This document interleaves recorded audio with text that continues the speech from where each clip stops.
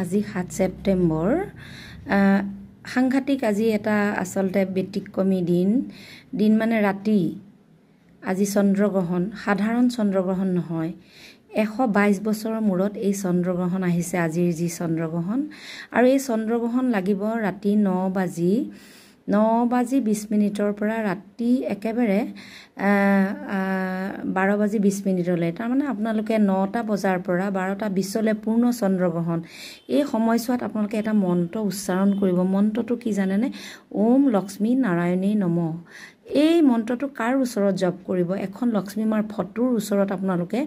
108 বাৰ জপ কৰিব ওম লক্ষ্মী নাৰায়ণী নমঃ ওম লক্ষ্মী নাৰায়ণী নমঃ এগছি কিন্তু ঘি চাকি জ্বলাব আৰু এটকীয়া কইনছ এটা যদি ৰাখিব আৰু নহলে 100 টকা বা 500 টকা এই যে ৰাখিব আপুনি কইনছে হওক বা 500 টকাটোৱে হওক বা 100 টকাটো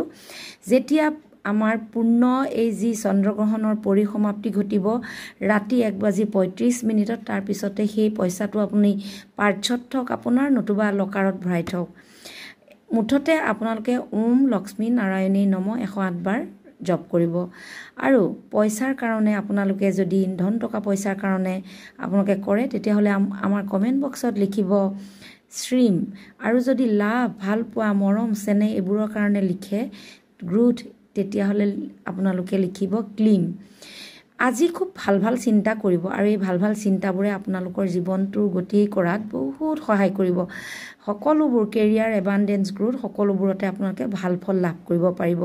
গৰ্ভৱতী মহিলা আৰু শিশুসকল কিন্তু আজি বাহিৰলৈ নোলাব আৰু একো বস্তুৱে সেই মহাজাগতিক সময়কণত চন্দ্ৰগ্ৰহণৰ সময়কণত নাখাব কোনেও নাখাব মহাজাগতিক সময় যিকোন সময় চন্দ্ৰগ্ৰহণ চন্দ্ৰ সূৰ্য আৰু পৃথিৱী চন্দ্ৰমা সূৰ্য আৰু পৃথিৱী একে লাইনতে থাকিব সাংঘাতিক পাৱাৰফুল গতিকে এই সময়কণত পজিটিভ কথা চিন্তা কৰক আৰু মই দিয়া যি মন্ত্ৰ আপোনালোকে 108 বাৰ জপ কৰক তাৰ পিছত চাব কিমান ধুনীয়া ফল লাভ কৰিব পাৰিব কৰি চাওক